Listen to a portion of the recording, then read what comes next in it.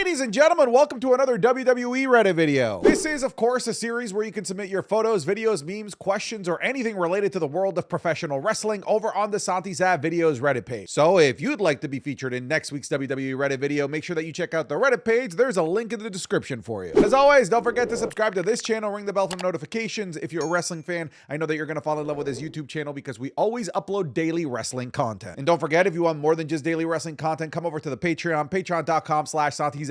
Over there, you're going to get so much more extra content that we can never upload here on the YouTube because it would just get blocked due to copyright. So come check it out. Link in the description, link in the pinned comment. Let's see what you sent in this week. Ladies and gentlemen, the Goon line. Oh boy. Okay. Gooner, Super Gooner, The Ring Gooneral Gunther, Big Daddy Gooner, Dr. Gooner, Gooner T, just Gooner, Dr. Goon, JC Gooner, Goonberg. All right. If this is what's been submitted this week, we're in for a rough video, ladies and gentlemen. It's about time I settle this hot take. I think that Jay's entrance at Backlash 2024 was the greatest entrance of the modern era. I mean, I think it's a really great shout. Like, what are we calling the modern era, by the way? I feel like we need to be a little bit more specific. I'm just going to dumb it down to like the 2020s, right? I think it comes down in terms of best entrances so far. I think it's either Brock Lesnar in a tractor.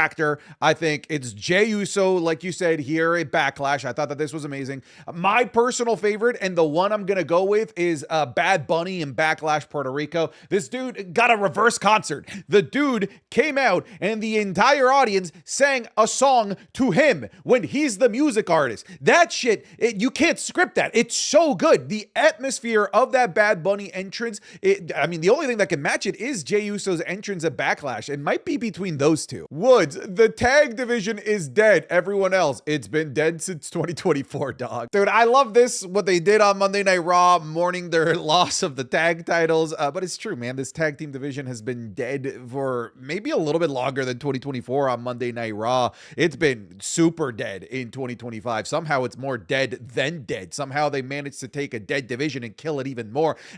Make that make sense. I don't know how that does make sense, but it somehow does. Honestly, I'm at the point where I don't know what fixes the tag team division. I really genuinely don't. Maybe it is more bodies, maybe it is more teams, but I think at the end of the day, like, if they're going to not book interesting storylines, then we're just going to continue to be in this position, the same position that we've been in for over a year now. But hey, I'll take more morning New Day. That's, you know, it's a good outfit. It's a good look. Okay, this is cool.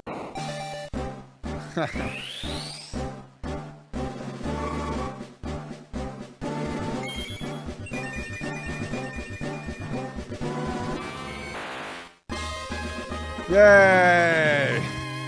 Shout out to Anime Empire, man. Wait, what? He's evolving again?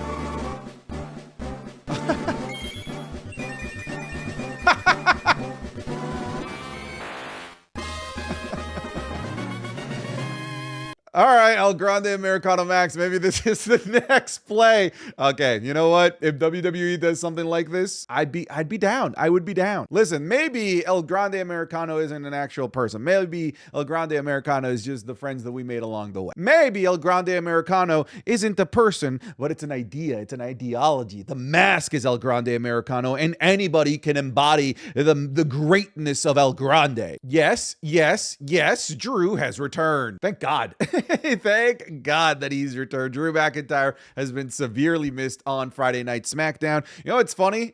With his return, I thought, oh man, I don't know if they're going to find time for Drew McIntyre when SmackDown is only 2 hours. But when you go back and look at that 2-hour SmackDown versus a traditional 3-hour SmackDown, I feel like they fit in the exact same amount, just with a lot less fluff. And with John Cena being a part-timer, not being there for every episode of Friday Night SmackDown, having a Drew McIntyre being like the top heel of Friday Night SmackDown in the absence of John Cena is a great way to continue to give the top baby faces like a Randy Orton, like a Cody Rhodes, a big bad to continue to face and continue to have promos against in the absence of John Cena. Drew McIntyre right now more than ever is so sorely needed. Seth Rollins. Oh, oh God. Yeah, dude, this is like a sleep paralysis demon. Can I zoom in even? Oh God, that is actually a like nightmare fuel. What happened to his hairline? Who made this? If Tony Khan and Triple H can agree on opening this door for one 1 month. Look, if only, right? If only Edge was still around, if he wasn't Adam Copelanding over at AEW, we 100% would need to run John Cena versus Edge. It's clearly the path that they would have gone towards, right? Like, they're doing all of John Cena's greatest hits right now, and Edge absolutely would need to be part of that, like, first, like, round of John Cena's greatest hits, because he was, like, his first, like, greatest hit, right? The Money in the Bank cash-in, the feud throughout 2006, Unforgiven 2006. My goodness, like, these two were intertwined. Like, I genuinely believe that without Edge, the ultimate opportunist, the rated R superstar, John Cena doesn't quite get to the levels that he gets, because Edge was just such a perfect, awful, terrible person of a villain for superhero John Cena to vanquish. Like, honestly, like, you can't really have a Batman without a Joker, you know? This tag team match was effing awesome. Listen, first of all, you sent the photo that looks like it was printed out by a freaking potato. But if SmackDown could conjure up literally random tag teams and have banger tag team matches like Andrade and Rey Fenix, why can't Raw do the same thing? Why is Dragon Lee doing nothing? Put Dragon Lee and freaking Omos together and make that a tag team. Somehow that would be more entertaining and more interesting than anything that they're doing on Monday Night Raw. How does SmackDown figure it out every single week, but Raw can't even get a single interesting segment with their tag team division? Since AJ is close to retirement, who should be his last opponent? I think Finn, or maybe an upcoming star like a Carmelo Hayes. I just hope that they don't do AJ Styles dirty like a Kurt Angle, right? Where his last match was against somebody that he had no history at all with, and Baron Corbin. It's possible that they might use AJ Styles' retirement as a way to bring up like a younger person, but I would love it to be somebody that has history and legacy with AJ Styles. John Cena would have been cool, but like, that's not really going to be an option since he's retiring before AJ Styles. Maybe running back Shinsuke, but you know, that's more of a New Japan feud because the WWE feud wasn't great. I think Finn is a solid option that you've thrown out there. Maybe we go down to TNA and maybe him having a run with a TNA title up until his retirement, until somebody dethrones him for the TNA championship. If I had my way, like if I could choose, it would be Samoa Joe. Samoa Joe would be the pick for AJ Styles' retirement match. Who should induct AJ Styles into the WWE Hall of Fame when he retires? Yeah, I think Gallows and Anderson are a solid choice. I go back to my choice for his final opponent being Samoa Joe. Samoa Joe would also be a perfect person to induct him into the WWE Hall of Fame. But if it was Gallows and Anderson, honestly, I don't hate that. What's a moment in WWE where you question why you were a fan in the first place? Oh, brother, where do I even begin with this? There have been, unfortunately, so many. Basically, the entirety of 2011, most of 2012, a good chunk of 2013, all of 2019, a good chunk of the pandemic Thunderdome era was pretty bad, too. Like, there's a lot of just, like, garbage in WWE. But the thing is that you're supposed to just stick through it because eventually you get to the gems, like the WrestleMania 40 build. But for me, personally, you know, like Jinder being champion was pretty rough. 2011, John Cena just feuding with The Miz wasn't particularly great. Miz's run as WWE champion wasn't very good. The feud with R-Truth in 2011, like many of you know the story of like I almost quit wrestling as a fan in 2011. It wasn't until the summer of Punk. So I just have to give it to like 2011. Everything that happened before the pipe bomb, that every single week I contemplated just not turning on Monday Night Raw ever again. Some of you in the comments, sorry, Katie Vick, yeah, that's fair. Ooh, yeah, Goldberg winning the Undisputed Championship from The Fiend. Nearly any time that Brock Lesnar won a world title post WrestleMania 31. I mean, I get it because he would just disappear, right? He just wouldn't appear on TV. Dog food, enough said. That's that like late 2010s era that I was talking about. It's just super rough. Oh, here's a modern one. Travis Scott. Oh man, that left a sour taste in everybody's mouth for WrestleMania. It borderline killed WrestleMania 41 for me. Damn! Dude, this match is crazy. Oh my, dude, we are 2 minutes in. Water veins tied to his neck. You are gonna die. Oh! That was a sneak peek of this week's Wrestling is Cool Match Club, available exclusively over on patreon.com/SantiZap. This week we're looking at maybe one of the best matches I've ever seen, Rey Mysterio versus Psychosis in ECW 1995. The Falls Count Anywhere Hollywood ending match between Mariah May and Toni Storm. Braun Breaker versus Ilya Dragunov versus JD McDonough for the NXT Championship at Halloween Havoc 2022. And the ladder match between John Cena and Dolph Ziggler at TLC 2012. You'll be getting this, plus the Raw reviews, SmackDown reviews, the podcast 3 days early, plus a bunch of other series that are exclusively available to Patreon. So come check it out, patreon.com/SantiZap. There's a link in the description or a link in the pinned comment if you're interested in coming over. If you're already a patron, thank you so much for your support. It's because of you that I'm able to do what I do as often as I do it. But now let's get you back into the video. Drew should go after his 4th world title. I mean, I'll make it even better for you. Drew should go after John Cena to go after his 4th world title. I want to see Drew McIntyre versus John Cena, and I don't need them to change anything. I don't need them to change Drew McIntyre to a babyface or John Cena to a babyface. Just keep them both as is, because their roles are just so perfect.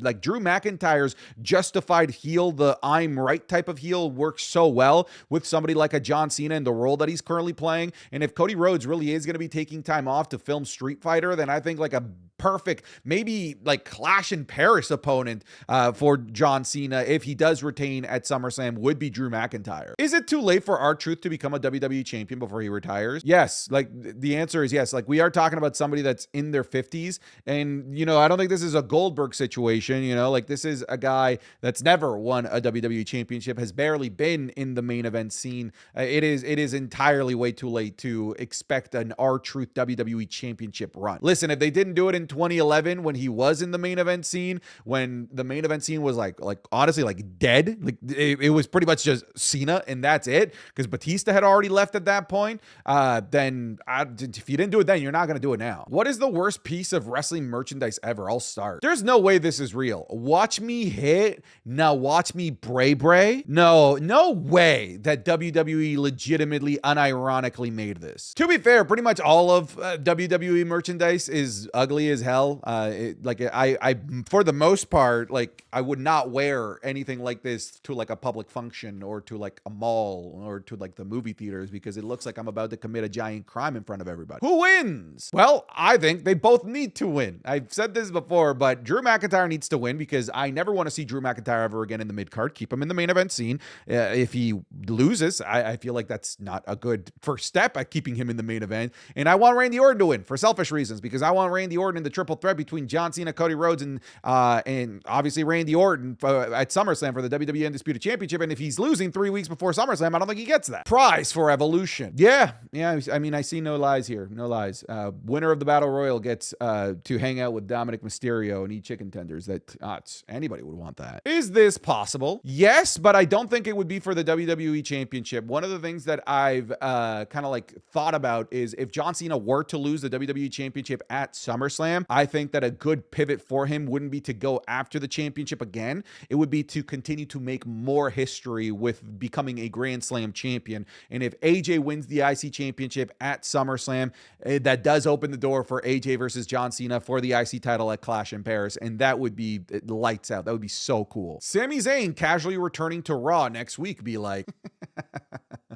I mean, he only has so many ribs to hurt, right? We got to start hurting some other parts, Carrie, and maybe go after an ankle, maybe an elbow, something, all right? You know, there's a limited amount of ribs, all right? And he can only bandage those ribs enough. Also, I'm not a medical doctor, but what does bandaging ribs even do? And that's not me like, oh, why would they do it? I genuinely don't know, like, what just wrapping things around you would do to your ribs. How does that protect them? I don't know. Regardless, this trope of every single babyface having injured ribs before any major match, before they have to take a loss, is just it's stupid. All right, can we drop this trope? If you don't want your baby face to lose, then don't have them lose, and if you want them to lose, have them lose. You know, like does it always have to be the ribs because of the ribs? Poor Charles. I mean, I hope he's rich Charles. I hope he gets paid really well, because this man has been putting his body on the line over the last 12 months for all of us. And Charles, absolutely first ballot Hall of Famer in the WWE Hall of Fame, if you ask me. Who got humiliated worse? Okay, so Giovanni Vinci losing in 12 seconds. Gunther getting slept by Jay. I'm not really sure why you have El Grande Americano here. So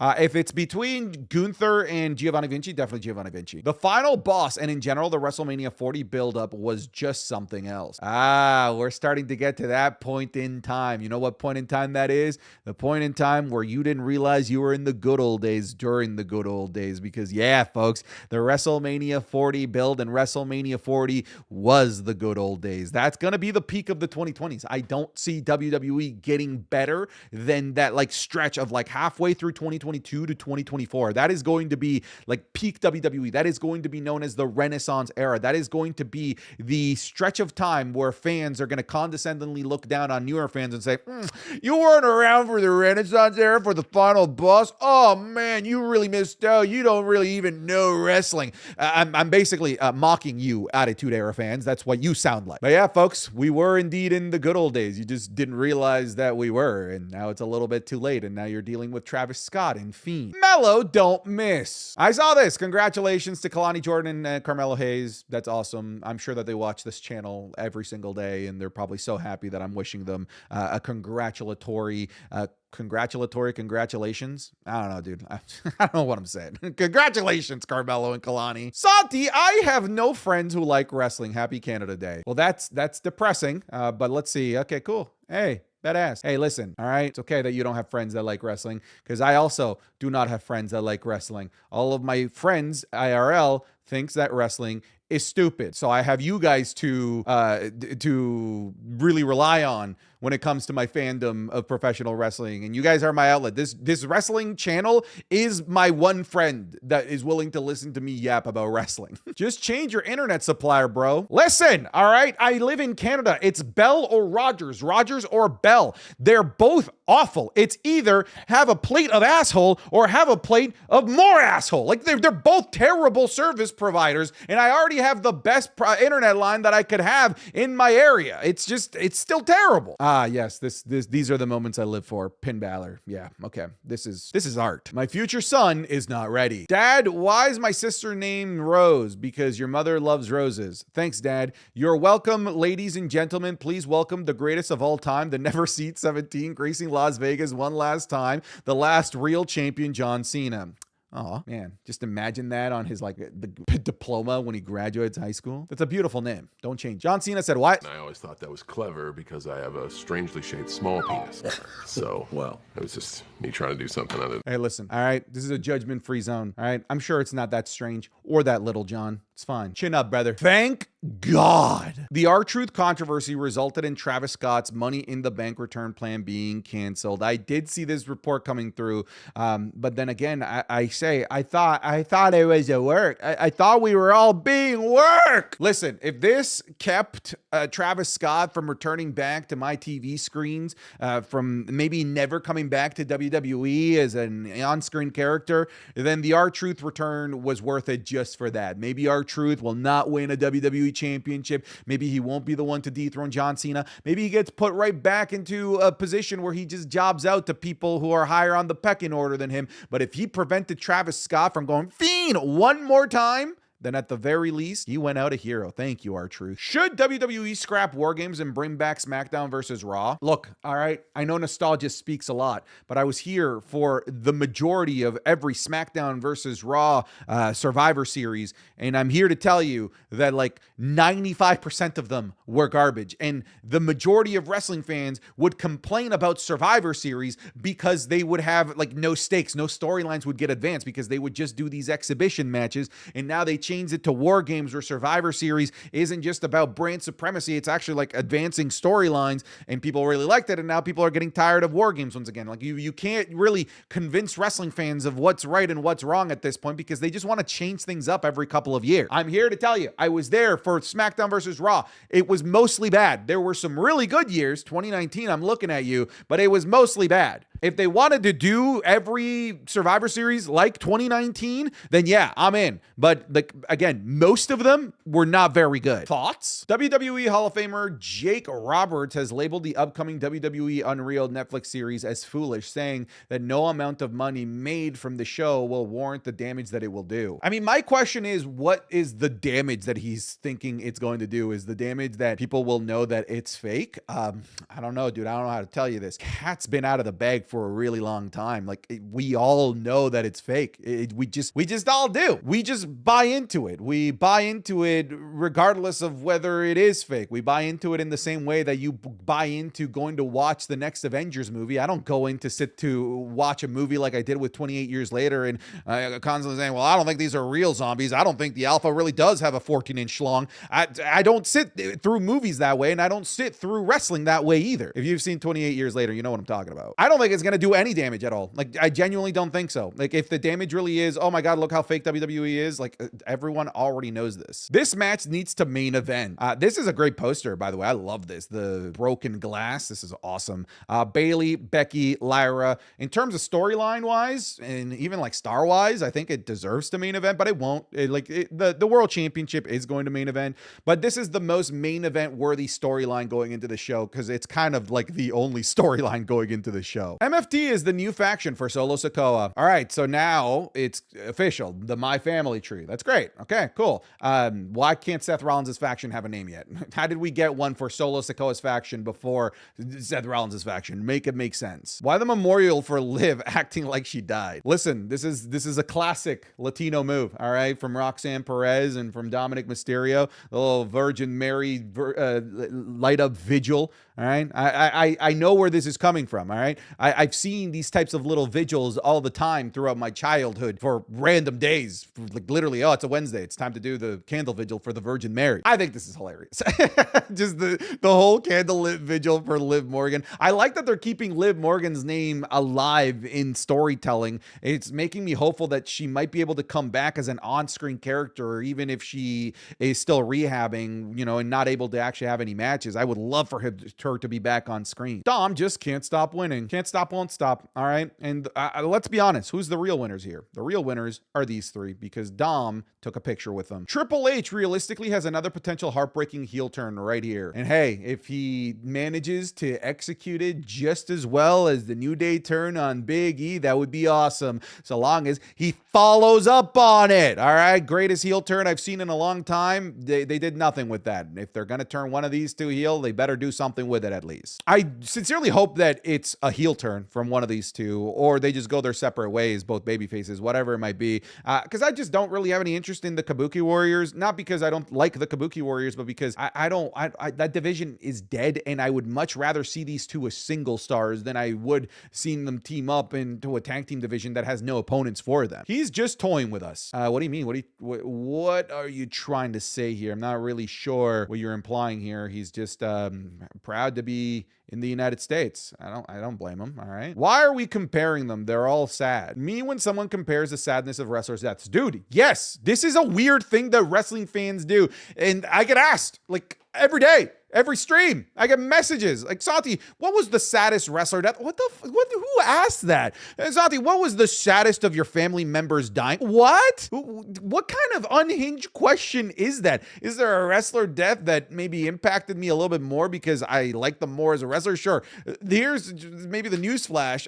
They're all sad. All right. They're all sad. Opinions on the custom briefcases. Beautiful. I love them, especially Naomi's. Naomi's custom briefcase is actually a thing of beauty. There's no way that she can have a failed cash-in with this awesome of a briefcase. Look, if they give you a custom briefcase, it means you're going to cash in successfully. They did it with Tiffany Stratton. They did it with Damian Priest. He got his custom briefcase. They didn't do it for Drew, failed cash-in. I don't think they did it for Austin Theory, failed cash-in. I'm just saying, I'm just noticing a trend. All right, folks, we'll leave it there. Thanks so much for submitting over on the Reddit. Again, link in the description if you want to go submit some stuff for next week. I'll see you guys in the next one. Take care. Goodbye. Get out of here.